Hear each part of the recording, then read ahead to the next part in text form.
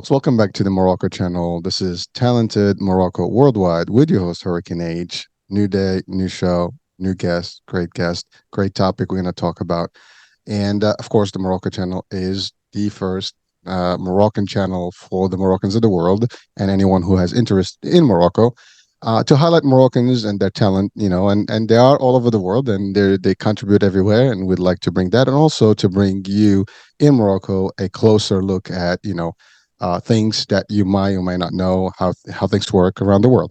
Also, this is an English version only kind of channel primarily. I mean, we might have some people and we'll translate, but this is predominantly to introduce English as a language of media in Morocco, and it's live literally from the area of New York City, Jersey, so the metropolitan area of New York. So again, from the source of a secondary source of English, if you want to call it that way. Anyways, without any further ado, I have with me Touria Ettamri, and Touria, she is a Moroccan and American, and she's been in the States for a period of time. And we're going to talk about her story and what she does. And she's going to bring us some real nuggets and insights about her industry. And I do have some background in her industry, so we're going to have a nice talk about it. But anyway, so Touria, welcome to our show today. Thank you. I appreciate it. I'm happy to be here. Well, listen, you and I, we met at an event and we've connected, and I feel that your talent is definitely needs to be highlighted, and definitely so you have a lot of stuff to share with people in general, but specifically our Moroccan, I guess compadres, our Yes. Moroccans of the world. And you have also been in the States for a period of time, and as always, I always ask like to get us started with your story, how you got to the States, and how that transition was, and what advice can we give people who have an intention to potentially come to the States or anywhere around the world. And then we'll go into your current occupation and how that whole world works. Yes. All yours, Tori. All right. So I actually came here May 2001. It was shortly before 9/11.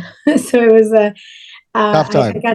I got to experience the before and after America.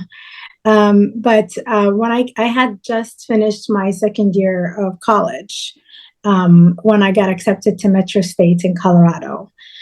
So I came straight to Colorado, started studying there.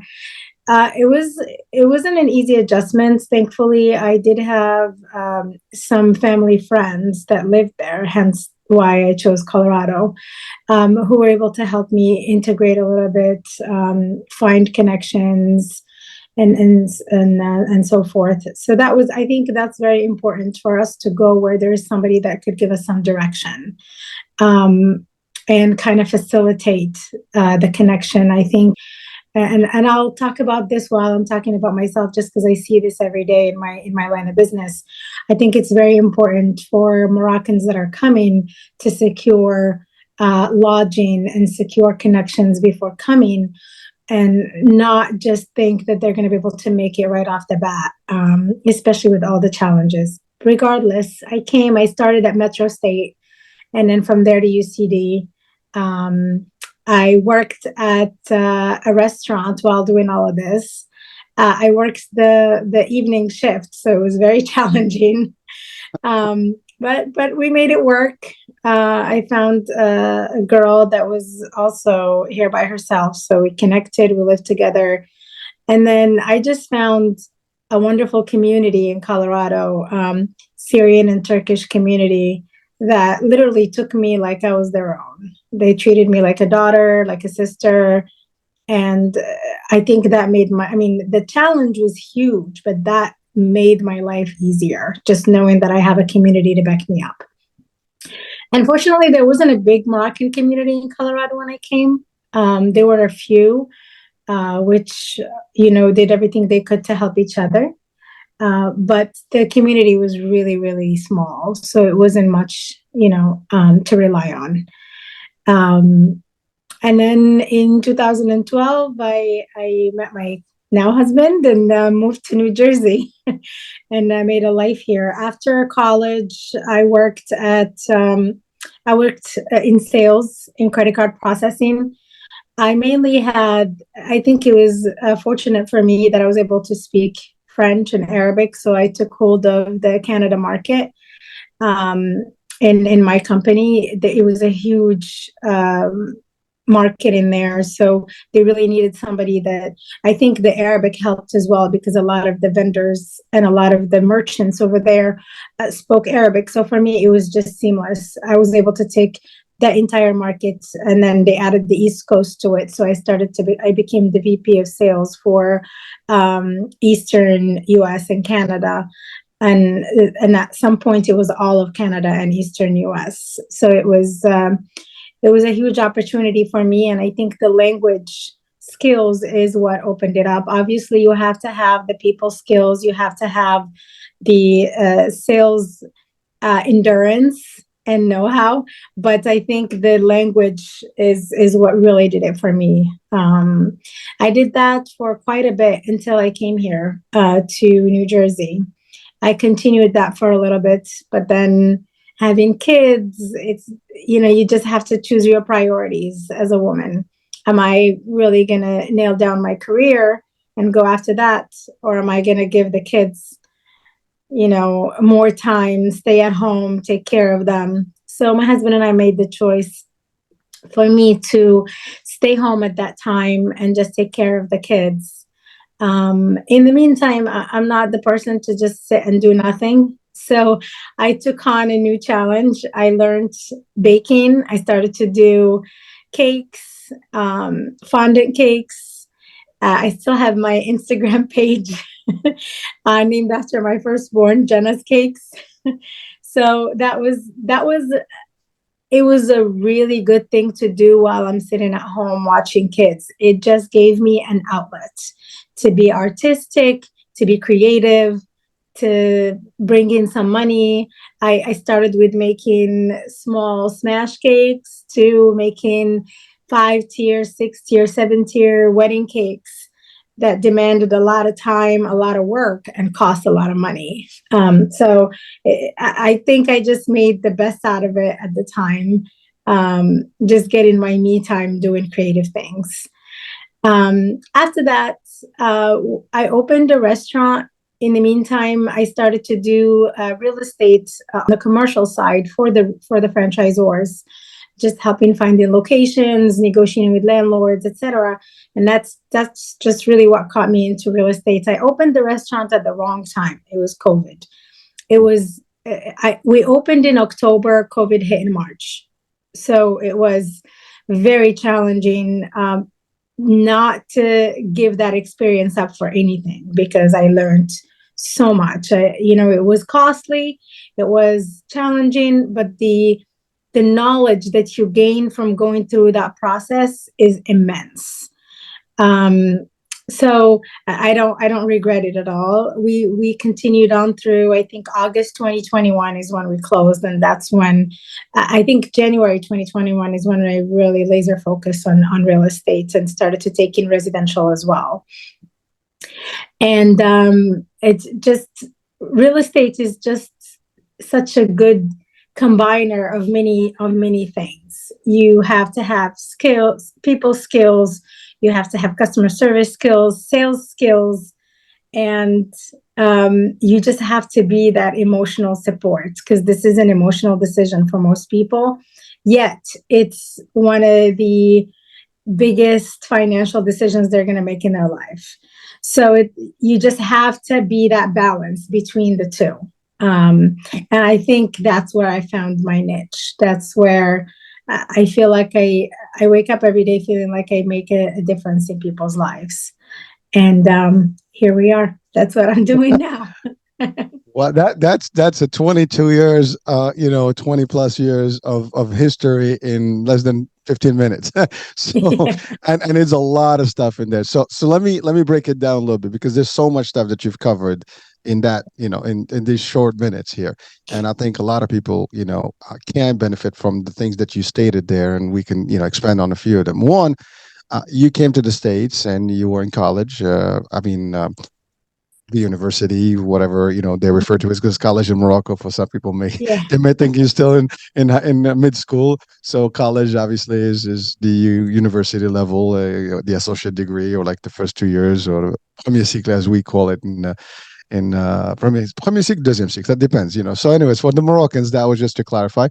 But for anybody else, we know what college is, but here's the thing. So that was a transition, right? You went from Moroccan Yeah. education into the States. Now the good news is you came into an education system, so that was a great thing, because you did talk about when people come in here, they have to have I guess plans to know where they're going, to have some get some host family or some friends somewhere where they don't have to struggle that first transition.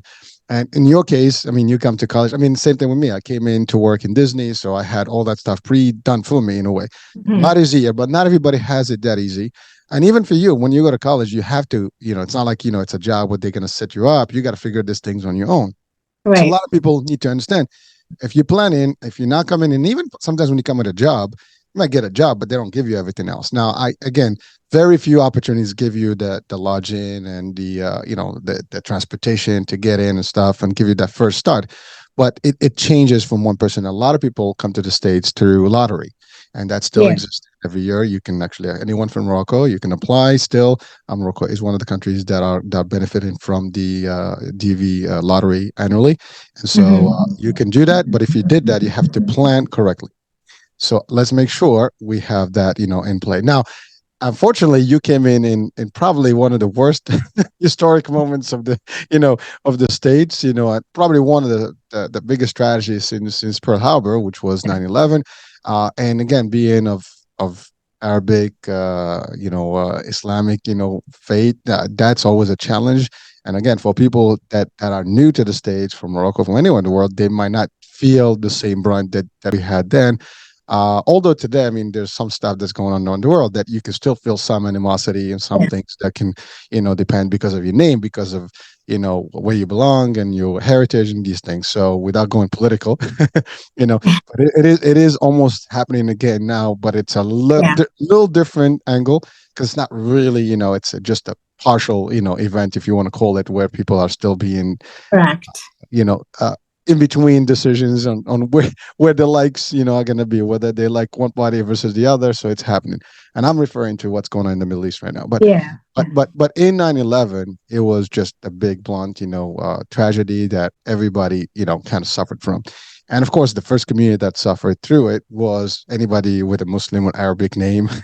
you know, Yeah. they they were there. Now you came in here. I'm sure that transition was difficult, and now you Mhm. also were not in the East Coast or New York area or stuff. You were in Colorado, which is a whole different, dynamics. As you get deeper in the states, things are different from we actually in the big hubs like the Boston Yeah. area, the Washington, the New York, anywhere where there's a lot of diversity and metropolitan, like melting pots type of locations. It's a little bit more acceptable. You can mix it a little bit easier. But if you're in other states, you basically like stand up like a sore thumb. There's only Exactly. a few, and so people look at you, and depends on where they stand in the position at that time. Everybody was pro U.S. We stand united and stuff, and everybody else. We became part of, like, you belong to this enemy. Folks, and although you have nothing to do with it, but it was a difficult task, and so. I mean, I know it was not easy, but you made it through. So again, we hope that no one has to experience that. But I actually, Yeah. I was in the States when that happened, and I can tell you, it was not an easy, days. I mean, it went on for a couple of years. Yeah. I Very mean, difficult. the day that it happened, if I can share the story, Please, the yes. day that it happened, as you know, Colorado is a couple hours behind. Mhm. So I woke up, I got to class. I didn't have any idea. I didn't turn on the news at the time. It wasn't phone accessible where you could check Twitter or whatever and find out what's going on in the world. So I get into class, and the teacher plays a clip letting us know what happened that day. It was a political science class, Ooh. and he he played a video of people cheering in the street because that happened. And supposedly he's saying, oh, look, this is what the Middle East is doing. They're cheering on because we are being attacked. And I had a student sitting behind me. Well, the teacher asked the question, if I get an opportunity to go to where these people are, what would I do? And the student sitting behind me literally said, if I had an opportunity to go to the Middle East, I would kill, kill, kill. And I remember I just turned around and I'm thinking, do I even want to say who I am? Do I even want to respond to these kind of, do I want to share with the class who I am, where I come from? Um, I think there was a Palestinian student in the classroom with me, and just feeling that tension, he came and sat in the table right next to me, and then we had to go to the teacher and talk to him after, just letting him know how we feel about the type of videos and questions that he was sharing. But it was at the time everybody was just so angry. It's just, you just better have not answered any questions, not commented on anything, just keep your mouth shut and make it through the day. Yeah, but thank you for sharing that, because that's actually that is a very tough, experience. I mean, I remember the same thing.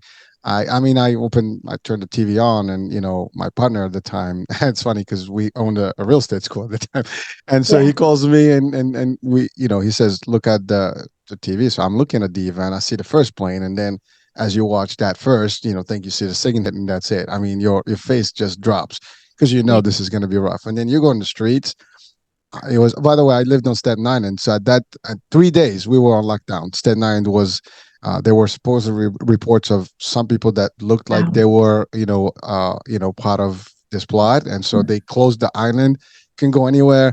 It was just the weirdest thing. I mean, experience, and it was. I mean, there was a lot of hate, a lot of backlash, and it didn't help to see some of these scenes on TV that the media highlighted, royally to even incite more of Yeah. that. And again, it was a sad place, but frankly, folks, let's hope that this doesn't repeat itself, and hopefully that people have gotten more educated on what it is and how people are, and uh, you can't judge one big group because of an action of someone or a couple of people, and that's just that.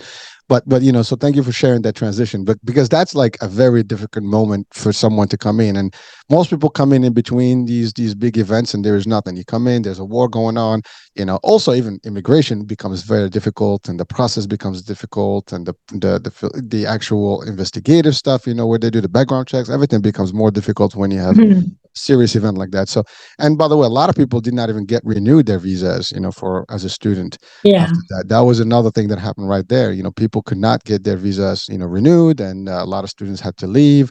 Depends what country. So it was just very tragic. So thank you for sharing that. At least we're bringing some history moment here, but you happen to live that moment as you transited to the States. But this happens around the world. You can go to any other country where there's some conflict going, and then Of your course. life becomes. I mean, in the Ukraine, for example, when the war began, a lot of students, Moroccan students, are in Ukraine, and a lot of people had to leave. Also, it was a difficult task for them, and this is more recent events. And these things always happen around the world. And so when you decide to go a different country, sometimes you have to see whether there's the right time or another right time. But sometimes you have no choice. You could Yeah. not possibly have imagined it. You came in a couple of months before, and boom, and it happened. It's just that. I mean, believe it or not. So in before 9/11 happened, we had just started the American Arab Association of New York. It was literally a few months before. And Okay. as it happened, which is still active now, as it happened, it was a few of us that started. There was a doctor, Palestinian. There was a Palestinian lady, Lebanese, another Palestinian, my partner, and myself.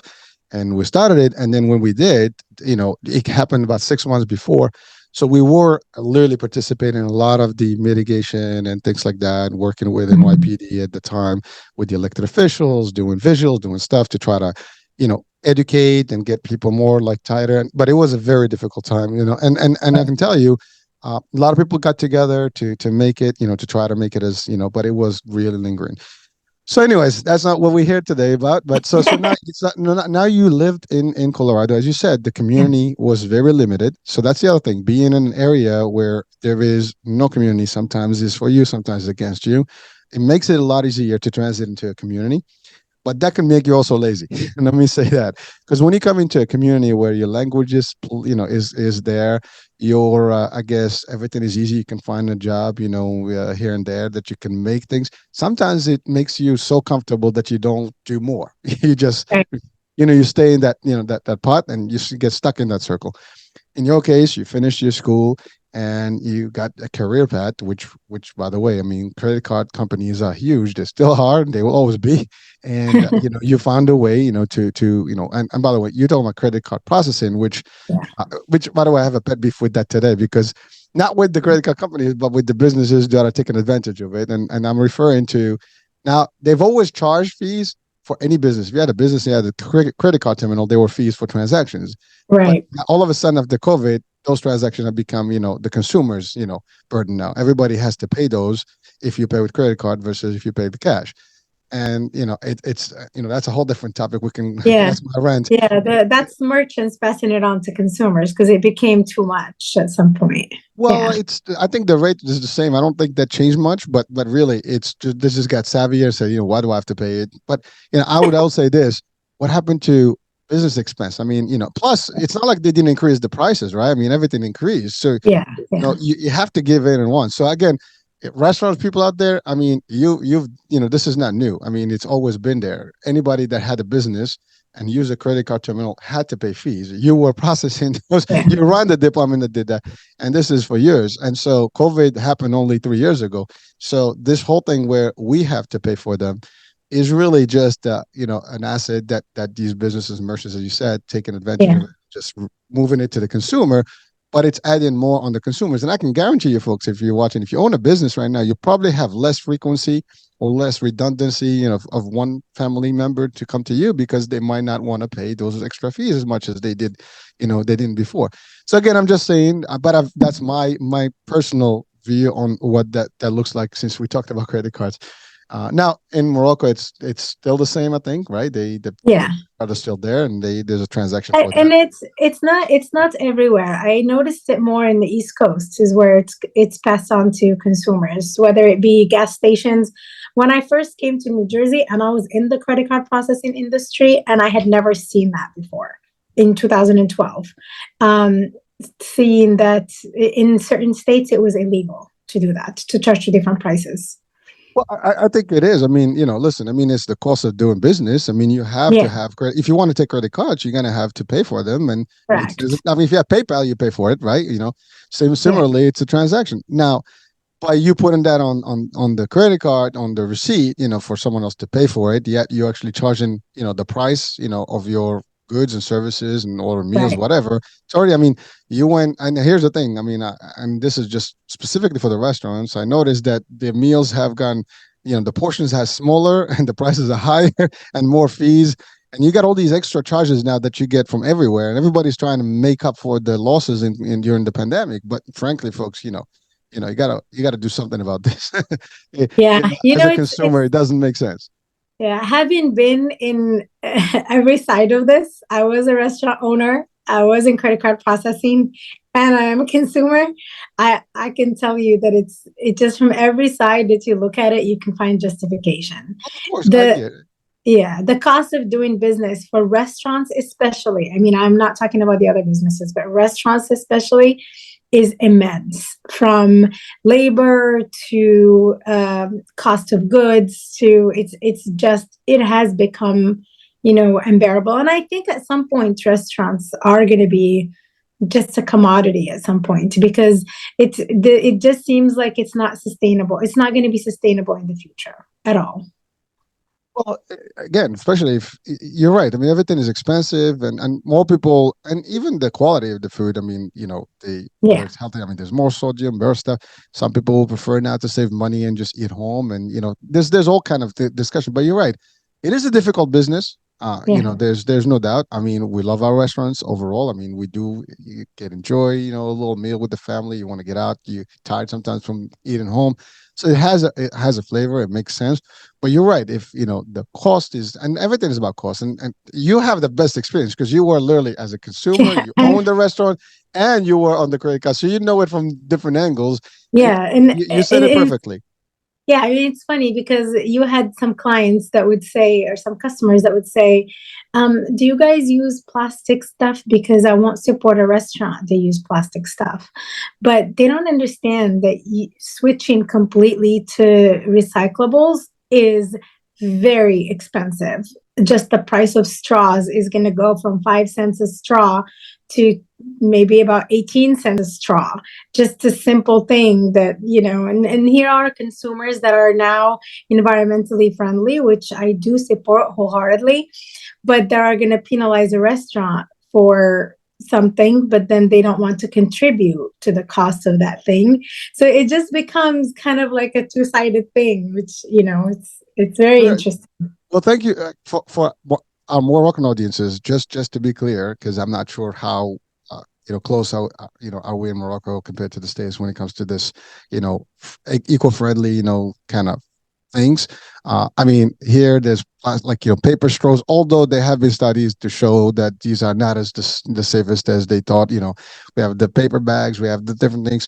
So there's this whole thing where you want to be eco-friendly kind of restaurants where you don't use bad things or use recyclable stuff that is natural ingredients or whatever, not made from natural products or recyclable products, so this way you can save the planet kind of concept, which what we do want to save our planet. We live in here, it's our home.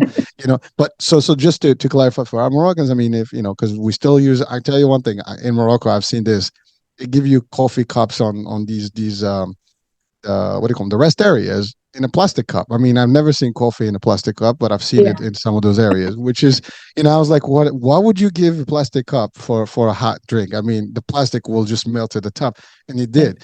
So stuff like that. I mean, again, for our people in charge, if they're listening to this show, maybe you want to take a look at that. I mean, there are cups specifically for coffee that, and again, I think it's that what you just said, it's the cost. Yeah. Everybody is worried about the cost. Everybody wants to cut a cost because they expected to get more if they did that. But there is a balance that you have to find. I mean, you're right. If there is a cost that goes up if you do the right stuff, and sometimes if the quality, I mean, there's always that balance between quality and quantity, between the price and the quality. Do I sacrifice one versus the other? Which one? But sometimes you can find a good medium, play where you can actually do them both. Right prices, right stuff, depends on what you deliver, what your service is. But sometimes 1 cent or 2 cent, can make a difference. But really, that's not a lot to put into the consumer. But again, that's the thing. It's subjective because it can go from a couple cents to a few dollars, and then that adds up. Yeah. Again, but so now that takes me to your experience about starting a business, because so you have a dual experience in life. And the reason I want to say this is because you work in the corporate and you went up the ladder, and actually that's banking and finances and credit card processing. It touches on a lot of money, and there's money to be made there. So and also it's the corporate ladder. So we'd like you to share with us that experience. How was it? How easy was it for you to actually climb the ladder? Especially, we hear the stories about women versus men in terms of the corporate. So maybe you can share that with our audiences. And then the other one is then you went to in an entrepreneurial space where you wanted to be your own boss and run your own stuff. And I mean, we're going to talk about the timing and that, but let's share about that for people that are coming, or people around the world that decide to go into the corporate. From your experience, how that experience was, and then if they decide to become entrepreneurs, what would you tell them to do or not to do? As your experience personally. So, from a corporate perspective and climbing the ladder, I think hard work and dedication is the key. That's number one. Number two Agreed. is you have to have the people skills. I know that a lot of people think that this only exists in Morocco, that it depends on who you know. That's going to dictate how far you make it, but it also exists in the corporate world. You have to be savvy. You have to cater to how do I say this? You have to know how to treat people, especially people that are in high places. They won't see you. They're not gonna go out there and look for you and see your work, no matter how good you are. You have to make sure that they see you. And the way you do it is by networking, building connections, volunteering, finding out what they need and getting it done, even if it's not your business, even if it's not your job. And I know a lot of people will say, I'm not getting paid for that, but you will. In the long term, you will get paid for that. Because when they start to think about putting the right people in the right places, they're going to rely on their interactions and who they know, not somebody who maybe is doing a great job, but they really don't know who that person is. So, my biggest thing was getting to know who the key people are in the company and figuring out how I can help them, even if that means I have to do extra work that is not my job. Making presentations. When I wanted to take over the VP of sales for Canada and the Eastern US, there were people that were presented for that job that had nothing to do with speaking French. They probably are going to have to hire people that would translate for them to do the job. I made a presentation to the key people in the company, explaining to them and doing this. I remember I did a slideshow with why you should pick me, why I should be the person in this position. And in every slideshow, I kept reintroducing that I speak the language, I know the business, and you're pretty much just going to hire somebody that's going to hire me to do the job. So eliminate that middleman between me and you. So I think the key thing is just knowing where you want to be and just going after it. Put yourself out there. Make cakes for the boss's daughter's birthday. That's okay. As a woman, I can do that. Maybe a man would feel awkward doing something like that, but utilize your gender in the things that you do best. When there is a company party, volunteer to make a side dish that everybody will enjoy, because then everybody's going to ask who made this, and then they're going to know who that person is, start a conversation with you, and then know who you really are and what you can bring to the company. So I really did use every aspect of it to be able to get to where I need to get. Well, so hold that thought. So you're touching on very powerful things, and folks, here's the thing. You said it best. Like in Morocco, it's who you know, right? But that's everywhere, folks. Even in the corporate world, it's not necessarily who you know. That means somebody knows you. They just gonna give you the freebie. That may happen in Morocco, but not here. But the difference is they gotta like you. That gives you a bonus. That gives you a different, a little bit more cushion and an opportunity, if you want to call that. You still have to do the work. You still have to be equally balanced to get the job done. They're not going to give you the job because they like you and you suck at what you do. They're going to give it to you if they like you, but they know you're also capable. But there's other capable people equally to you. You just want to be different. And by the way, that is the differentiator between, someone who highlights themselves in anything in life. There's thousands of us or millions of us that do exactly the same work.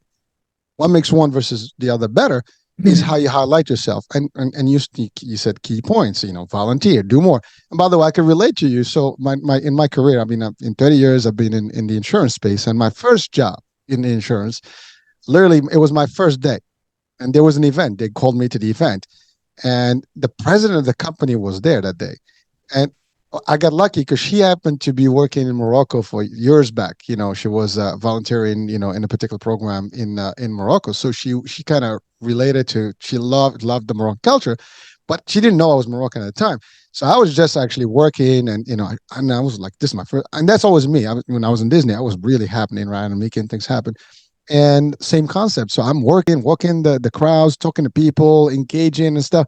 She noticed that, and that's her job. Like, she was a very active CEO, so she was really looking at who are the and the company at the time was we were like small company, and then we grew obviously over the years. But in that moment, I got her to literally call upon me in less than a week. in a meeting, and she made mention of me because she noticed that. And then from that point on, she had me on her basically eyesight as I was Yeah. doing the work, and I was, and that, you said something also powerful. We have an advantage, folks. If you're Moroccans of the world, well, we have a lucky streak, which is we all kind of speak multiple languages. And I have to tell you exactly what happened to you, Touria. It happened to me. The reason I was hired is because I spoke Arabic and Spanish. I was able to be hired for this particular role. The languages were the reason I was in. The Yeah. languages were the reason you were given that role. And so it makes sense. A lot of us in Morocco now, the reason we're doing this show in English is not our priority languages in the country. And so therefore we created this opportunity so people can start getting more accustomed to it. Shows in English, and we're going to do a lot more programming to just bring this to the youth, and so the next generation can be comfortable with English and English, Moroccans, and English in general as a communication skills, language across the world. But I can tell you that's exactly what happened. Eventually, they needed a retention team, so they needed someone that was multiple, languages. They Mhm. gave me the role, and then from there, I grew up. And same thing like you, I was doing a lot more. I worked more hours. I spent more time. And by the way, in Morocco, we probably call this kiss ass, and I'm sorry about Yeah. the French here, but it's not kiss ass. That's your career path you work in. You're not asking for freebies, but you have to highlight yourself. I can give you an example. Right. I was one of 10 people that did exactly the same job that were there in a community. So I was in a community that was predominantly Spanish. Everybody around me that was working there was Latino, and therefore they had better chances in the hospital systems that we were working in. And in order for me to make a difference, I had to do more than them. I had to put more hours. Mhm. I had to literally do a lot more, action, and be doing different things from them and legitimate legal things. So, an example, they all have cousins working in that hospital that I was working at. And this was in Brooklyn. And so I had to find new allies within the hospital. I had to find new clinics and areas where I can do stuff. I had to do more. So they used to come in at night between 9 to 5. I used to come from between 7 to 7. I worked 3 more hours, 4 hours a day extra just to make, my numbers higher. So eventually in sales, you can show yourself in the ranking. So, but that's what you did, Turia. You made yourself available. You made yourself very visible to the powers that be. And by the way, there's nothing wrong with that. People Yeah. like, again, as a leader, you as a VP, me as also being in a VP role, we look for those identifiers for key people in the team. Who are your players? Like, again, if you play football, soccer, whatever, you scout those people. You got to scout the best players, right? You're not going to scout, you're not going to take everybody that you watch. I mean, we have that in college football here and even in Moroccan football, right? So you got these Yeah. coaches, they go and they check the players. There's everybody plays football and soccer in Morocco, right? But everybody gets selected for the national team. Same concept. You want to pick the best of the best. But the best of the best have to be doing something better. I mean, I was watching a movie, it just came out, Gran Turismo. It's an actual. Okay. Well, if you watch this movie, I'm going to be using it for training purposes and leadership and skill sets and teamwork and all the stuff because there's got a lot of stuff in it. But if you look at that, there's thousands of people and you got to have to pick some of the best. But those best have to show themselves as Right. better than most of the others. And that's all there is. Some people say, well, I don't want to do that. Well, then you're going to stay where you are. So if you Yeah. really want to make a difference, you're going to be the difference. You got to be Yeah. that one. And I think as Moroccans, we have a huge advantage. In addition to the language skills, we are all people. That's right. We like to interact. We like to cook. We like to gather and gather around Fun. meals. And I think we need to use that to our advantage. And just like you said, highlighting where we're from. And everybody's so curious these days and back then to know more about Morocco and about a different culture. And listen, this works in everybody's advantage. We work as ambassadors to our homeland. And at the same time, we use that to open a door with a lot of Americans because Americans are very open to other cultures. They want to learn, they want to know, how do you make this food, how does this, and I think that's a great conversation and relationship starter. I think food has played such a role in my life where literally all of the VPs that I was fortunate to have.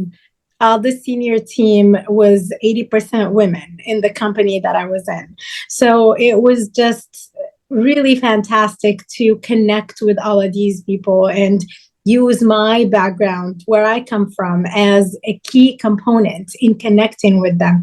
They were so fascinated by everything Moroccan, and I took joy and pride in showing them what that is. And at the same time, it put me on their roadmap when they're looking back to see who can do the job better. Obviously, I had to prove myself in doing the job, but at the same time, it put me at a, like you said, it highlighted me, because then they go back and they say, well, we know her, we don't know who that other person is. Thank you. By the way, so that there's a, I love what you said that the 80% of the, the top, echelon of the company was women, and so there is a, especially for our Moroccans listening to this, this is a quick message, because I know historically we've heard, like, for a woman, for example, in Morocco, to make it to the top, she has to sacrifice, a lot of things and do things that may not be acceptable, right? We have this, at least I've heard this, over and over. We've seen it depicted in some Moroccan movies. You don't have to do that stuff, in the world. You just have to do your job and be who you are, be genuine. You don't have to accept, anything that is, illicit, that is not appropriate, and whatever. Of You course. just got to do your work. But I love what you said, because someone may listen. Well, you probably make it because there's a bunch of guys out there that like you and stuff. That's not the case here, folks. So let's understand. And actually, as I said, the CEO was a woman. I've reported to more women than men personally. Yeah. Okay, and I have no problem with that. They're just great, leaders, and if they're great leaders, that's what you want. And it's that chemistry, is that, it's not because they like me or because I was one versus the other. It's about the work you do and your personality. And I love what you said. We are people. We Yeah. love to socialize. I mean, you get into a bunch of Moroccans in a room and we have a party. I mean, that's just what it is, right? It always happens, and we have to help each other. We have to support each other, as opposed to hate each other or not support each other. I mean, the idea is that we can do more together. I love what you said also, Taria, about, yes, the American people are, open. They enjoy cultures. Even if they don't know, they're curious and they want to learn. Now, despite everything that we talked about, the tragedy of 9/11, things like that, they still are always open to listen. If you talk to Oh, them, yeah. they'll listen. They'll give you. Now, if they don't, that's okay. There's plenty, but that's not the overall, the majority. They're very Yeah. decent people who want to discover, who want to learn. They don't know. Agree. Sometimes it's just a big country and they get busy, and sometimes they don't know cultures. And when they meet a culture, they get really intrigued. And we can do that. And by the way, we have also another advantage. You talk to any American, say, we're the first nation that recognizes the United States of America. Oh, really?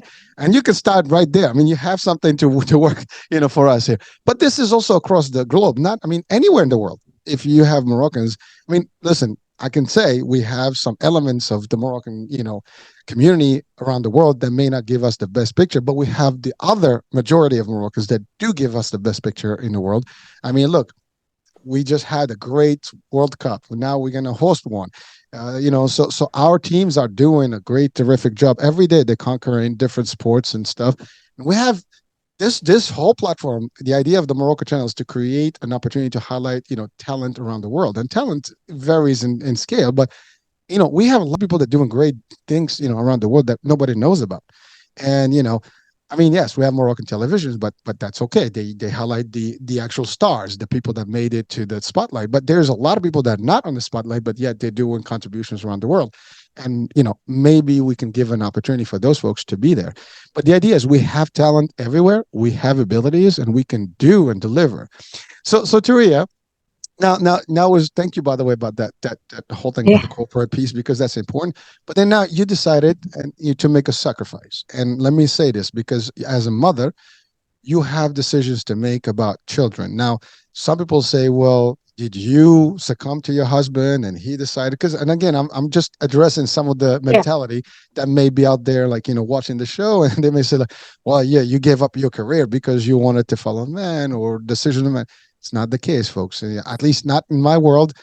Decisions are made together. My wife and I, we're a team. We do a lot of things together and we do balance things. And yes, you made the choice to stay home for your kids, because I think that's an important piece. I personally believe that is a beautiful thing, and that sacrifice is not unnoticed and not bad, because your kids are going to have your attention and they're going to grow up in the proper way and they get the right foundation. And you did that as a collective decision. That's Yeah. actually a modern concept. that we think of, but it's been in existence forever. I mean, we can go back to the time of the Prophet ﷺ, and he, was the best lead of a family, head of household. He worked with his family; they worked as a unit and stuff like that. So we can't even deny that this is new, or it's a cultural thing. We have this all along. But you've done that opportunity where you created this particular environment where you stopped your career in a way because you wanted to do something that is noble and really which is taking care of your family.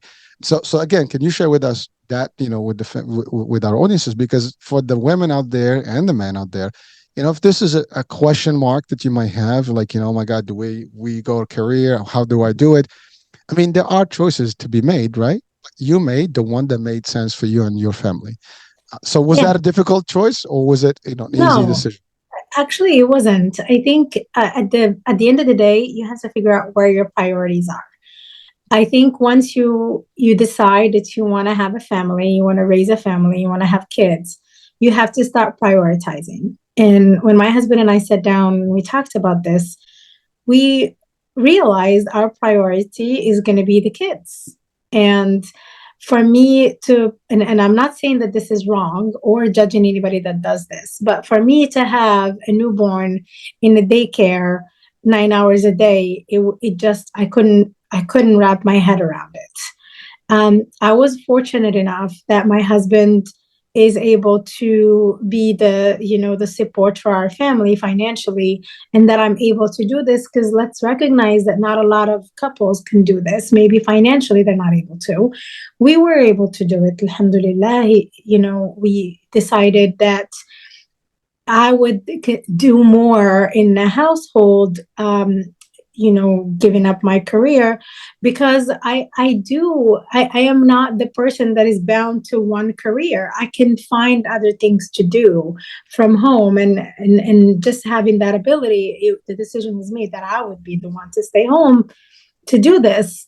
So I don't think it was hard. I think once you think about the children and their future and how much you can contribute, especially in those first 5 years of their lives. We had two girls, Jannah and Sarah, and both of them, I didn't go back to work until, or started my restaurant until they were already in kindergarten, both. So, well, one was in kindergarten, the other one was in first grade.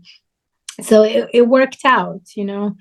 Um, I think you just have to sit down, talk, and figure out what your priorities are. It's going to make the decision easier once you figure that out. Thank you, because that, and by the way, you really summarize it well, because to your point, it's a sit down. You know, if one of the parties in the couple can sustain the financial burden, I mean, it's easier to do it that way. You have other skills that you were able to still run from home things and supplement, and you were able to make that decision based on financial sense, and also, like, the human part of it, because you wanted to raise your kids at least that's a period of where the kids needs their real upbringing correctly, because if not, they'll be in daycares and stuff. It's not the same as if you were to take care of them the proper way until you put them into the school system and then you maintain, and you were able to do that. So again, because sometimes that's a question, like, oh my god, once you get married, your career goes, or or like your husband, and then again, this I'm talking because I know our culture and we have some of these things. By the way, it happens in other cultures, but it's not necessarily that. I mean, it's a matter of making decisions. This is happening right in Moroccan households, not even the households that are Moroccans in other places in the world. Even in Moroccan households, people are making those decisions to see. Now, the world is tougher. We talked about finances and expenses. It's getting tough financially on people, and sometimes you need to have three jobs each to actually make ends. But sometimes you have to also make those decisions where they're sacrifices, but they're good sacrifices because they make sense. As long as it's a mutual decision, that's it. I mean, and that's really important. So thank you for sharing that part. And again, hopefully we give some advice to our young folks that are just about to get, because sometimes that be like, well, what do I do? Is this going to help our relationship? Blah blah blah.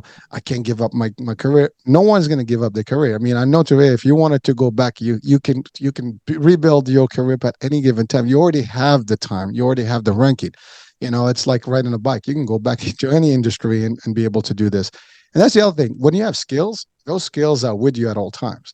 Yeah. You can switch them. Like, again, I've done a lot of things similar. I mean, I've literally, you and I have similar paths in a way, because I've done exactly, I've leadership in sales and so on and so forth, and in different industry, but similarly, you're in real estate. I've been in real estate as well. So we, and decisions are always made about certain things that you have to do with your significant other, your spouse, and it's always an important piece. And your kids have to have some level. And again, if you want kids, now if you don't want kids, that's okay, because we hear Right. this a lot in our culture in the States, for example. All kids are later. My career is everything right now, and some families, they don't have kids until they're like way older in their age. Now, that's a decision they make, but I can tell you, I've heard stories about like how it's not the same, at a later age. Well, as you get older, things are not the same. Your physical aspect is different. Your stamina is different. Kids need a lot of energy, and you're not going to have that energy. So again, these are decisions, folks. We're not talking about family, social gathering today, or social, upbringing, but it's just an idea of a business perspective from an actual Moroccan who actually had a career path, who made the decisions to stay home for a period for kids. And again, so that is a great choice. There's nothing wrong with it. It made sense for you, and it may not make sense for other people. But again, if you're out there listening, this could be something to just consider as an option when you get to that point. Now, Touria, you went to the business. That's the other part. What are some of the what made you think restaurant specifically? Was this a Moroccan restaurant, or was it like just a regular restaurant? No, this was a franchise. Oh, So this was kind of this was kind of a weird path, but I mean, I did have a restaurant background. As I had mentioned, I worked in the restaurant when I was in college. So when we started to think about a business at the time, the franchise just made so much sense. Let's get into something structured, something that there's other people that are also working alongside you to make the decisions of what's the best financial solution for cost of goods, for this, for that. So we picked that. The other aspect of it was, let's think about something that represents us. So we wanted to do a halal restaurant. So halal and franchise, there weren't a lot of choices. At the time, there was a new franchise that had just started. It was called Burger I Am. oh So my goodness! No, hold on. yeah, Don't yeah, tell me you got one of those. You and I yeah, got. So that's, yeah. I we lost money on that one too. We started exactly the same thing in about yeah. 2019, 2018, and it didn't work. So Same, 2018. uh, Yeah, that's when we started too. And we actually went as far as opening and to be honest with you, the concept was fantastic. I the think guy left home and took the money the and left guy too. abandoned ship and then things just started to fall apart. At that point, everybody started to do their own thing. So it lost the franchise touch. We were no longer a collective power, which is why it became weak. Now, the other part of it, the other section of it was that we as franchisees, we were penalized by community members because we chose Burger I Am. Now, at the time, our train of thought was, let's just find something that offers a halal option. This was it. There was nothing else. This was it. But for a lot of community members, they called this a treason because the owner of the company is Jewish or is from Israel. Now, for me, that was besides the point. For me, it was, this person is offering a valid halal option. Let's jump on it. If another person that was from anywhere, if a McDonald's was offering a halal option, that would have been fine. So why are we gonna, stoop to, this person is from here, this person is from there? So it was, and I think we didn't realize this in the beginning, but then we came into a political war that was going on, and we were in the middle of it. We opened in Parsippany, New Jersey, and there was a huge Afghani, Pakistani Palestinian community, which did fight us tooth and nail at the time, which was unfortunate, but I don't regret it one bit. I think I learned a lot from the commercial side of real estate, from um, building a business profile and getting the financing for it and putting it together. I mean, it was a huge learning experience. Nothing that money can buy you, for sure. Like not to read, like it's funny. I'm listening to you. By the way, just a disclaimer: the owner of Burger I Am is Moroccan of Jewish Of Jewish. Moroccan is Jewish Moroccan. So he is Moroccan, but he just didn't do the right thing. But Moroccans or not Moroccans, unfortunately, he ran back to out of the country and left everything in the air. And many franchisees, we still owe they still owe us money. you know we Yeah, we same. put in, but you opened, so you were able to run your own way. But we never opened. We were just in the process. We luckily Oh, okay. did not get into. We were about to sign a lease at the mall and everything, Long Island, and we stopped just before, and then we caught up to it later on. They will never refund the money. And eventually, we realized what happened. There is an actual lawsuit. There's all kind of stuff going on with that. It made the news. It was one of the worst. So again, just as an advice, folks, do your due diligence on the franchisees or the franchises. And by the way, you're right. They did offer a halal version. It would have cost more than the actual non halal version, and because the halal meat is more expensive, technically, that's all there is. But they offered regular, food, but they had more of a literally a Moroccan flavor to their meals. I mean, with the eggs and everything, like what you would find in a burger joint in Morocco. It was a great concept, for It sure. was, it was, and that's what brought me. I mean, even the guy that sold me is a Moroccan guy who got us into it, and but so like I said, I mean, you never know, but franchises, and I love what you said. The reason you selected is because it was structured. Franchise does give you structure.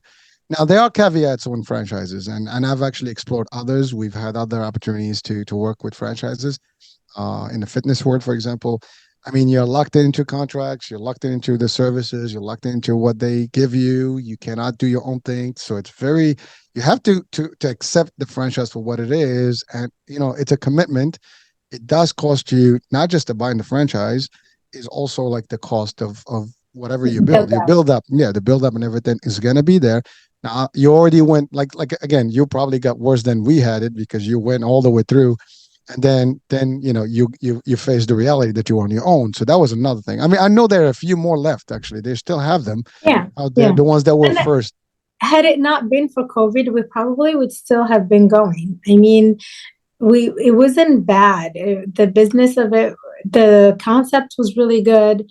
I think the biggest issue was COVID hit, cost of goods went really high, especially for halal meat. Um, we were one store, so we didn't have the collective power to be able to negotiate. So I think that's what mainly, was getting to us. I actually, believe it or not, I ended up selling the store to somebody else that opened. I don't know if you're familiar with Birdie's Hot Chicken. They're in Brooklyn. Yeah, so they ended up opening their store there. They used everything that we had and just kind of The name and changed the decoration and the name. But it went to a great operator. It's actually he's doing really good right now. So well, I guess he didn't get into the political mess, right? And well, that's the other thing. Like, folks, yeah, again, unfortunately, politics do happen, and they do touch on business. So whatever business you're in, you have to sometimes to be careful on what damages can happen if yeah. there is a political, like that takes place and it affects that. And whenever it goes with, all these religious things, you're gonna have some challenges, Yeah, and I unfortunately. think there's a distinction that we all have to make when we're using our boycotting power is who are we hurting? Are we hurting in this case, they were hurting Muslim operators of Burger I Am because the other operators were fine. But the Muslim operators all had, because they thought we were all sending money to support, I don't know who, but literally we weren't even paying franchisee dues because the Burger I Am never collected any franchisee dues. They just were barely just helping their franchisees get by to stand up on their feet. We weren't even there yet. And that never even happened. So I think it's very important that we do our due diligence. And the franchise itself was based in California. They didn't have the money to be able to support anybody overseas. So it was just a political mess. I think it was more hurting the Muslim operators that were trying to do the right thing. I think I've watched something the other day that whatever that's going on now, there's boycotts left and right. And by the way, I am not against the idea of boycott. I mean, sometimes they have a mission and they do work, but you're right. It's the idea like who is being really primarily hurt. I mean, Mhm. because someone said that like if you boycott a company in Morocco, I mean the owner is Moroccan, you know, Yeah, but that's the thing. Now everyone that wants to invest in anything needs to know like is this going to be a something that we need to boycott in in the future or we'll have right. a I think that's a question that you have to do now. I mean, if you're thinking about building a business and especially if you're going to get a brand name that is worldwide, recognize it from now. Is this going to be a nuisance in the future or not? If you know that there's a potential, even a speck where there's going to be some boycott, maybe it's time to Anyway, decide, hey, stay away. Again, these are lessons learned. No one can prepare you for them. Luckily, you have two people that have experienced it. yeah, So we're sharing our own life stories here. Now, this happened. There was no conflict at the time. I mean, there's always an ongoing conflict, especially in this pattern. But in when we did it, there was nothing like live, heavy and stuff. Listen, I mean, my partner, my real business partner is Palestinian, and he I have to say, I'm going to give him credit. He told me do not do it because he did find out that the owner of Burger King did something similar overseas. But at the time, I was like, well, that was long years ago with a different brand. So we thought that this was in the US, we're protected. That's really right. where we've made it wrong. Because you think that you're going to have all the laws and stuff. And when we actually investigated and we got a lawyer and stuff, there's nothing we can do. No, I mean, even the FTC got involved, and even with everything that they've done, at the end of the day, they couldn't do anything. And I just heard a couple of days ago that they settled with Oren for like $1,000 or something like that. Seriously? Yeah. Uh, So well, I listen, owe them a phone call. I know the lady that's in charge. I owe her a phone call. But we had an attorney as operating franchisees. We had an attorney. We tried everything. There's just nothing we could do. I mean, we thought we were protected by we got an SBA loan. This was investigated and approved by the SBA. So if the FTC and the SBA let this slide, I mean, he pulled one over them too. They didn't know what they were getting into. And for all intents and purposes, I think he did mean for this to work. It just became too much at some point. It was oversold. It's just like a cryptocurrency that you oversell and then it crashes because everybody wants to cash in on it and then it just doesn't work. well, you're So right. You're right. You're right. Nothing is guaranteed. I mean, and that's the thing in business. You make decisions based on the information you have. The information usually is sellable and looks good, and you will take. And by the way, I can give you another example. I mean, my wife has been in the franchise world as well on the fitness side, and some of these franchises also collapse eventually based on yeah, a lot of things.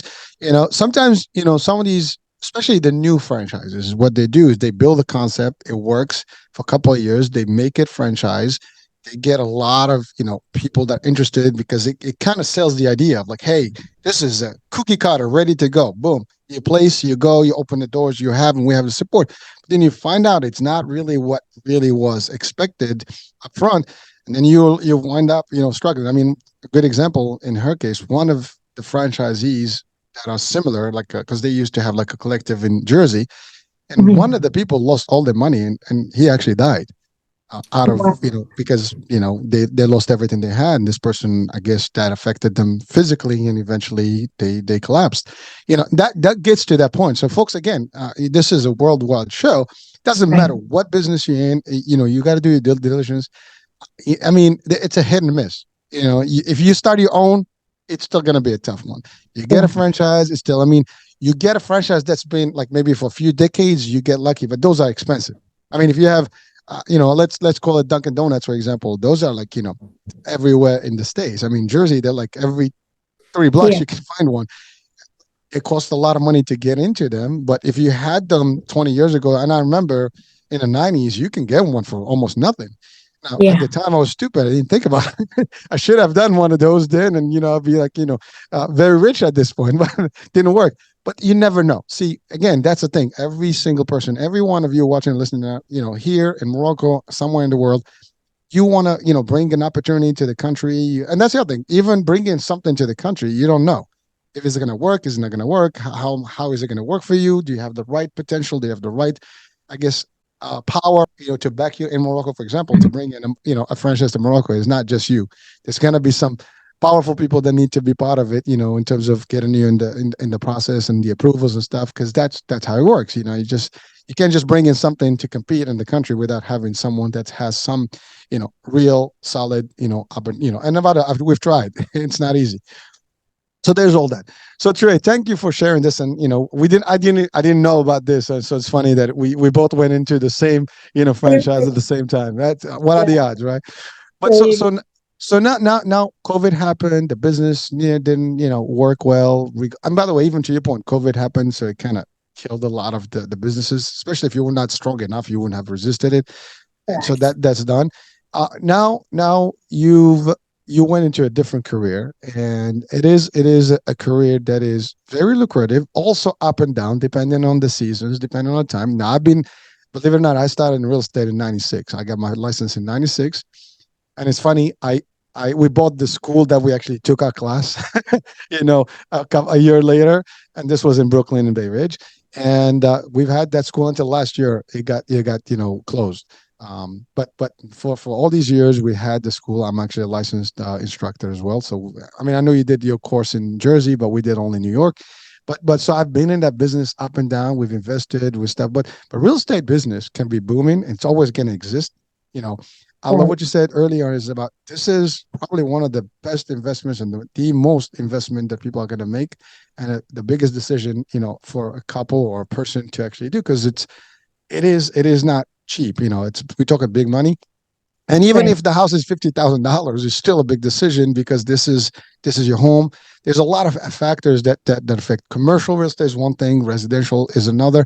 So Tariq, can you share with our audiences in Morocco? Now, here's the thing, by the way, just for the Moroccan audiences specifically, the real estate business in the States is very different from what it is in Morocco, and I'll tell you why. It's very regulated. You just cannot decide I'm going to be a real estate agent and just sit up in a garage and have a sign, and get people to sell. I mean, that's what happens in Morocco. I mean, it's very easy to actually become a realtor. Not in the States. You got to go through a course. You have to pass a school exam. You have to do a state license. Your fingerprints on there. I mean, it is a legitimate, product. There's real law. There's a whole law, in every state, and they vary by state. Some states have similar rules and laws. Some states are different. So just to give that disclaimer to people that are in Morocco, I'm not sure how it is in parts of the world, but I'm pretty sure in for example, Europe is going to be a similar concept. But in the States, it's not an easy. But once you're in it's got a lot of opportunities. Now, Yeah. you, Taria, you've done a little bit of the commercial first. Now, commercial is different. And then you have the residential. Can you share with us that whole experience and why real estate specifically for you? So for me, I'll start with this. Real estate for me is just combines everything for me. It has the sales part of it. It has the people interaction. It has the networking opportunity. It has the emotional support opportunity. It just combines everything that I love in a job or that I've ever loved in a job. It combines it in within it. Now, my experience has been very different depending on who I'm dealing with. So that really keeps it interesting. I deal with different communities. I deal with regular clients that are from the States. I deal with communities. I have a huge Egyptian community clientele. I've recently opened up more to the Moroccan community as well. Been taking on clients from the Moroccan community, and I love seeing that Moroccans are finally shaking off their rental shells and trying to get into the real estate market, which I think that that's going to make a huge difference for future generations of this community. I don't think we could emphasize enough that real estate is what builds generational wealth. I don't think Moroccans really were focusing on this point just a few years ago. I think now they're seeing more that where you live determines kind of the future of your kids as well, because if you live in a heavily dense rental community, the school advantages are not going to be the same as a suburban area where you own your house, you pay taxes, and you get a say in what goes on in the school as well. So I'm seeing that there's a little bit more collective knowledge of what this is, and how to approach it is another story.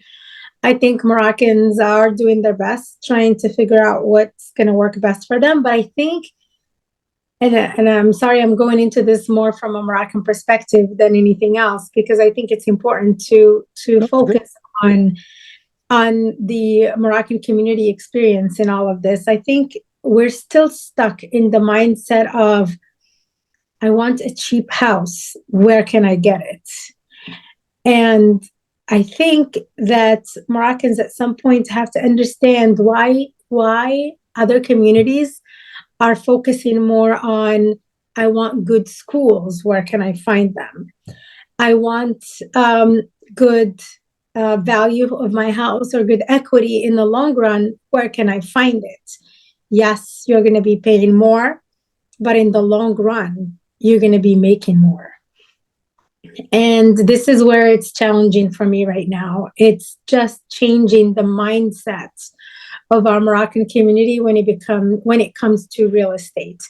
From the interaction with the realtors, this is not transactional. This is not a transactional experience at all. It's not somebody that you find that's going to buy you a house and that's going to move on.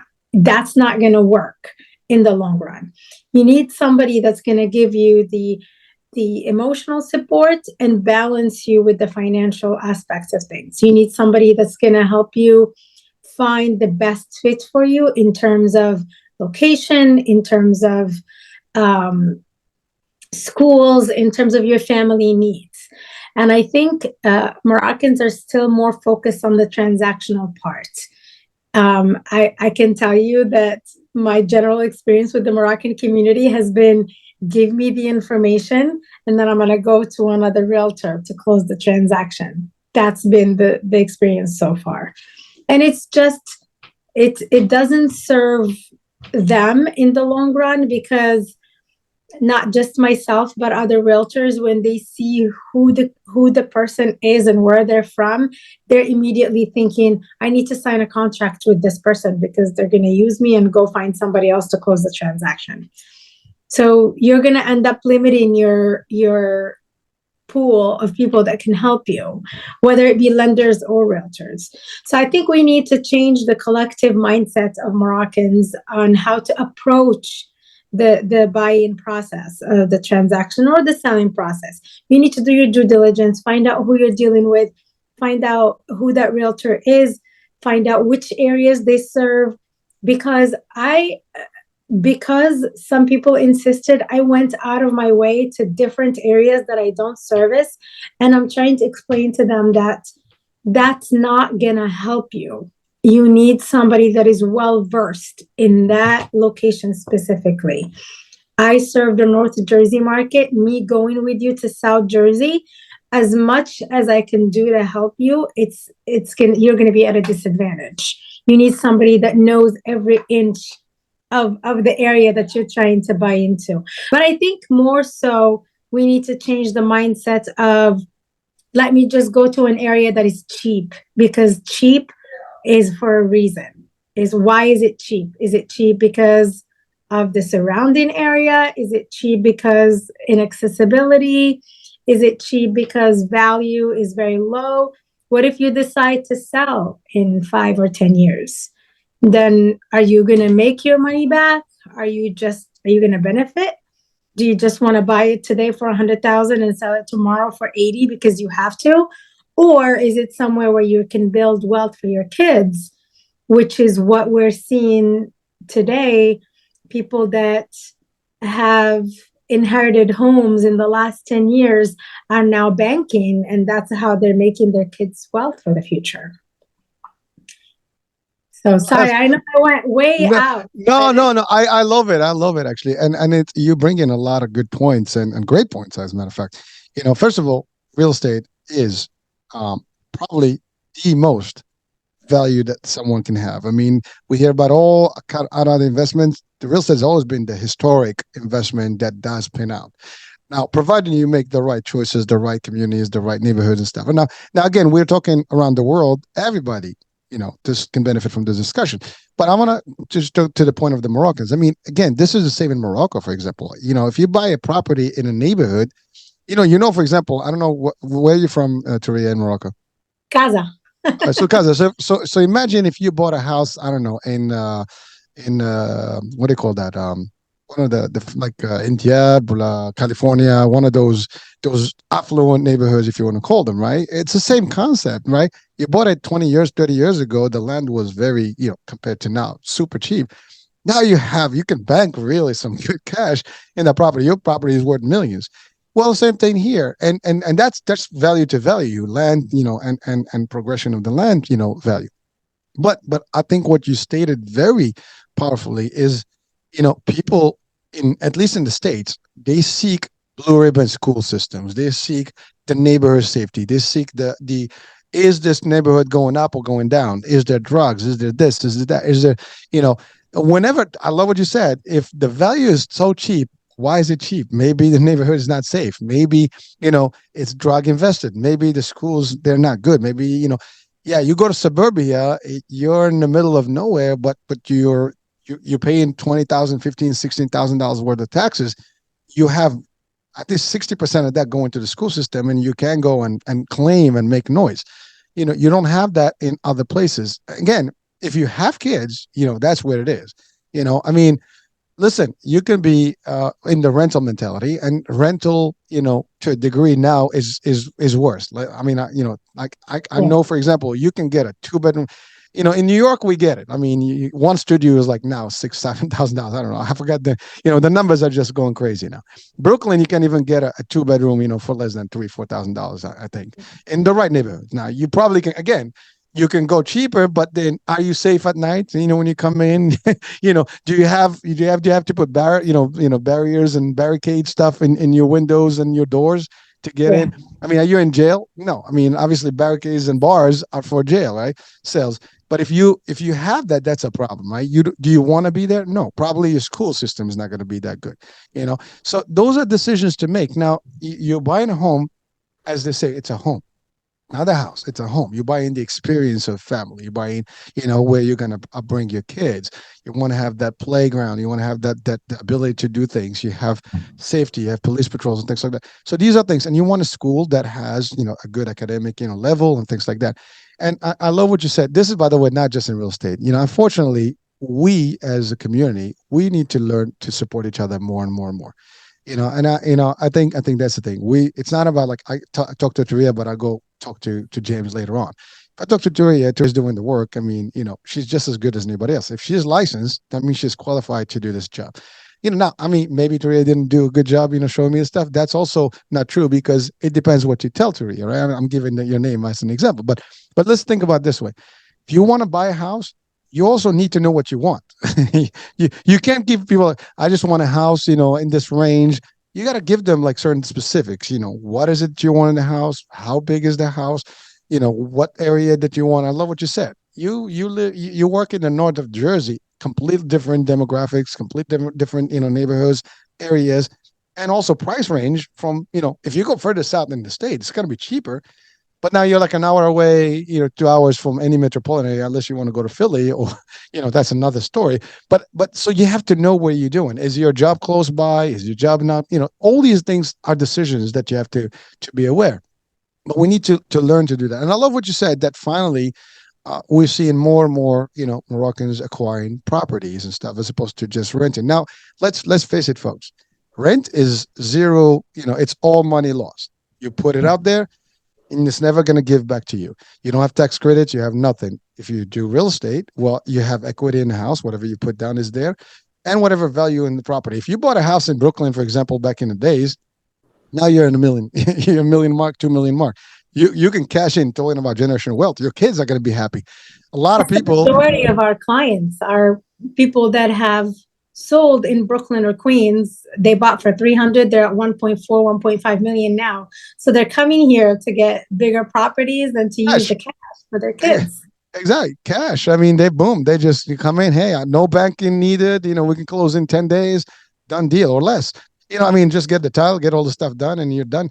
I mean, it makes a difference. But that's the thing. It's long vision, long term, and real estate can move quickly, folks. Listen, I'm not. True story. I used to have properties in New York, and I made a mistake of selling them sooner than later. Now we sold before the 2008 mark, which was okay, but had we kept them, we would have gained a lot more for those properties that we had. But again, for me, it was other reasons. We didn't want to stay in the riba stuff or like the usury or interest business, and so we kind of did all that. But so there was different decisions why we did it. But again, now of course you're gonna get into that fine line riba versus not riba and things like that. We're not going to do a But religious. there's options now. There's Yeah. there's many, many options. And by the way, the bank industries, they have actually Islamic financing if you want that. Correct.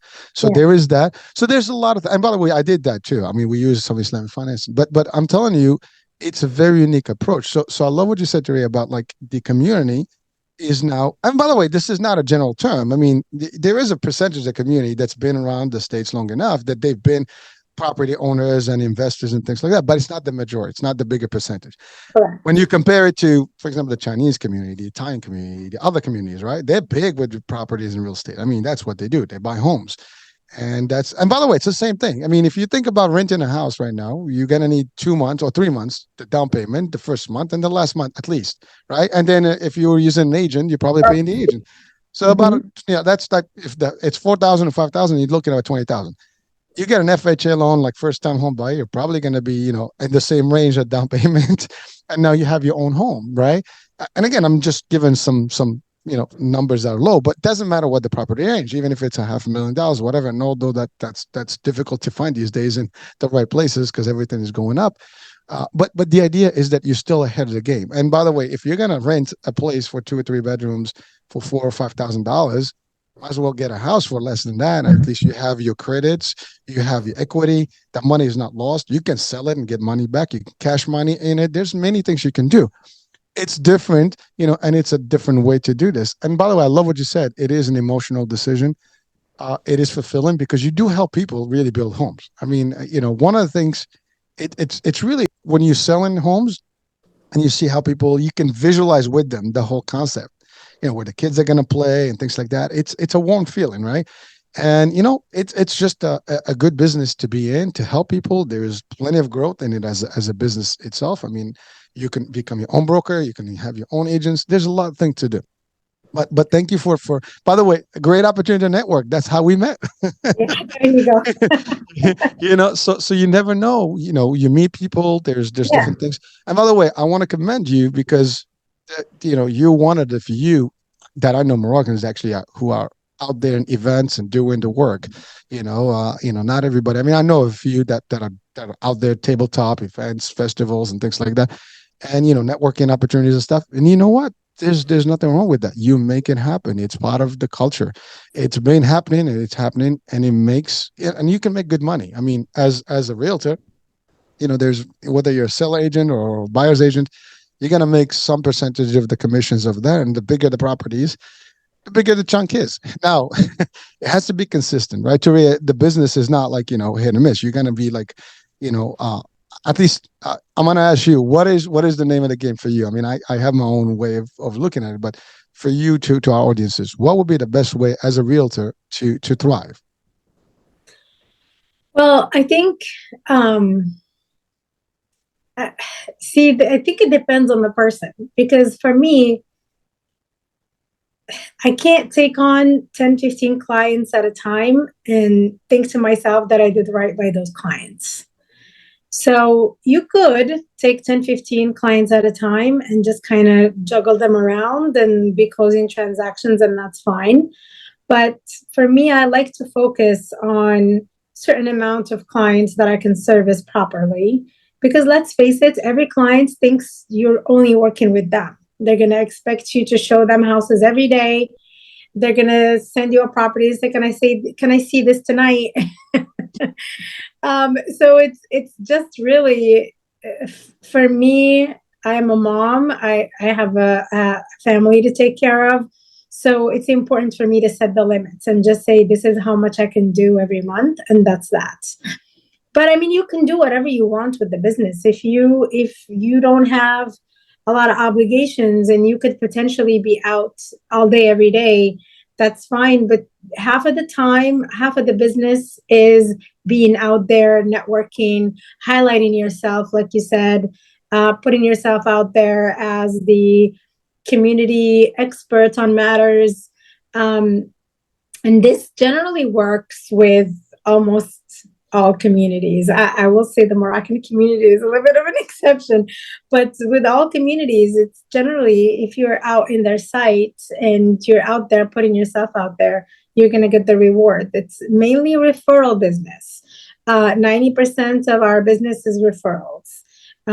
You have somebody that bought a few years ago, and I'm already there now, where people that closed on their houses back in 2020 or 2021 are now selling because they see the potential in selling and just moving a little bit out of the area. So it's just a word of mouth and referral business. Again, sales is referral word, Yeah, and there's nothing better than word of mouth. And by the way, I love what you said. But here's the thing: you are an expert in this area. As a matter of fact, I mean, I've been in the States long enough. I've known a lot of people in the community, and and in the real estate world. I had a school for 20 plus years. We had thousands and thousands of realtors coming through our doors for their continuing education, and I have not met maybe one Moroccan, I think, in the whole time. And you are the second one that I think that I know of a realtor background that is actually active. I mean, I was in New York, now in Jersey. I mean, the only one I know. But that just right. shows that there's not a lot of us doing this. But for those that are doing it, I mean, they are the experts. They're doing the business. They're working with all other communities. We should take advantage of our, people that can help us get in. Right. Yeah, Taria's not going to lie to you. I mean, and this business is not about lying. It's about giving you the right value, the right stuff. As long as you ask for the right things and you give them the description of what you want, the Yeah. realtor can do that for you. And it's not about, by the way, do not want to see 10,000 houses. You want to be zoned in into like, what do you want? What exactly the neighborhoods, the price range. And then so the realtor can actually really hone in on those Help properties. you. Yeah, because Yeah. if you start, here's the thing, guys. It's like a meal. If you have 20,000, foods in front of you, you're gonna get lost. So what are you gonna eat? Mhm. You're probably gonna get We're full. all gonna get lost. Exactly. But if you concise your decision on like what I want, what the neighborhoods, the size of the house, whatever the description you want a pool, you want this, you want that, you want by the school, you want by transportation, then it gives the true dynamics that the realtor is going to give you, and they're going to do a better job helping you. But if you every day like, oh well, how about if we can add something, or how if you keep doing this, and as you said, realtors also are busy people. They have other people. You're not the only one, and that's the other thing. And by the way, I think it's our culture. Once we hire someone, we think that person, we own them, Yeah. and they're basically ours, and a speed dial. It doesn't work that way, folks. I mean, yes, the customer relationship is always there. And remember something, there's different levels of real estate. Like you can be as I mentioned, seller's agent, which basically you represent the seller. The property is yours. You list that property, and you basically selling for someone their property and share in the market. And the other way is you are a buyers, you'll get hired by someone who's looking for a house, and then you are selling what's in the market. And that's another one to look at it. And that's actually another dynamic. Either one of those, it's a lot of work. You want to be showing homes, but you want to show the correct homes in the right time. Typically, showings are in the afternoons. People come from work; they want to do that. Weekends is busy. I know I take your time, and you gotta go. But so there's a lot of stuff there. So quickly, Touria, thank you first of all for sharing all that. Now, Of course. Thank how's you the for market? having No, no, how's the market right now? Before we It's we insane. Insane. Is it good? It's Is it bad? Can we it's can we? What advice I would you give people? see, here's the thing. The market today is still as competitive as it was in 2021 when the rates were really low. Surprisingly, even with the rates being high, we're still going 50, 60, 70,000 over asking just to get the property, waiving some part of appraisal, some part of inspection, just to get the deals through. I think the mentality of I want to get a good deal is not here. You have to leave that check to the door, because today, if you can get a property in your price range, if you're looking in the 500s, look at houses in the 450, because you're not going to get $500,000 house for 500,000. It's impossible. So the market is hot for sellers. It's still a seller's market. Buyers just have to, to be open-minded and to kind of be realistic with their budget and their expectations, because that's the biggest challenge right now. If you have a budget for a Mercedes, you're going to get a Mercedes. If you have a budget for, not to be disrespectful to Kias, but if you have a budget to a Kia, you cannot expect to buy a Mercedes. It's just not going to work. You have to be realistic with yourself, with your budget, and with your expectations. That's the biggest thing. Qualifications, have they been difficult now more than ever? Because no, it's fine. I think it's very realistic. Very, very realistic. I think banks are the same. They approve you based on your income, your credit score, the usual, right? Correct. Yes. There's I think the qualifications for lending are just as realistic as they've been the last few years. No changes there. Just a quick advice to our Moroccan community: if you are interested in purchasing, you want to prepare your credit, you want to prepare your finances to be at least, ready. Because again, you want to buy the house, you're gonna have the tools. Because if you're not pre-qualified, or at least you're not ready to be pre-qualified, you're just gonna struggle, and you don't want to take. And a lot of realtors will not even make the attempt to take you around if you're not pre-qualified, because you're not going to get into the place. So what are some of the recommendations you want to tell people just to close this chapter as far as the real estate piece, or the pre-qualifying? So I think the biggest thing is planning ahead. If you are a business owner, you need at least 2 years worth of financials, of tax filing, to be able to buy a house.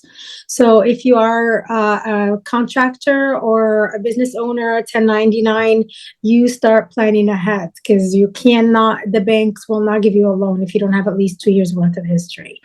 If you are on a W-2, then just start watching your credit. Don't overextend it. Pay down your credit cards. Make sure you're at a good ratio. I think 30% is what most banks are going to be looking for. Income to debt ratio is very important. So familiarize yourself with these terms. Start doing some research. Don't apply for anything that you think you're not going to get, because those ding your credits and stay on for a little while. And then banks start to look at decline rates, and that's not going to help you.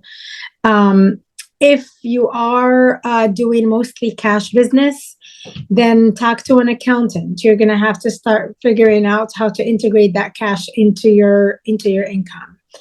And I think this is the biggest challenge for most community members. It's a lot of people are cash earners, and it doesn't show on their income. And then when they go to buy, it becomes very challenging. So I think that's the biggest thing right now. That's a lot of advice, and again, I think you covered it all. So, well, listen, Touria, I know you have to go. It's busy season. There's a lot of work to be done, and you have to be out in the community. But it was a terrific time. Thank you so much for being with us. Thank you for having me. I really appreciate it. Thank you so much. True pleasure, and we've covered a lot. So thank you so much. And again, folks, I mean, you had Touria, a realtor. She's an expert in what she does. Plenty of opportunity there, plenty of learning from her. So to, connect with her, I'll have information. So if you're looking to purchase in Jersey, North Jersey specifically, we have someone that can help you. If you're in the world, in Morocco, whatever, and you're trying to come here and have an idea, maybe. But if not, you've learned quite a few things about Touria's life and how she became who she is today, and all the challenges and all the successes that she had. And hopefully you can learn from her lessons and our lessons and all our guests. So that being said, I'm American Age. Thank you for watching Talented Morocco Worldwide. We'll be talking soon. New day, new show, new guest. Bye for now. Thank you.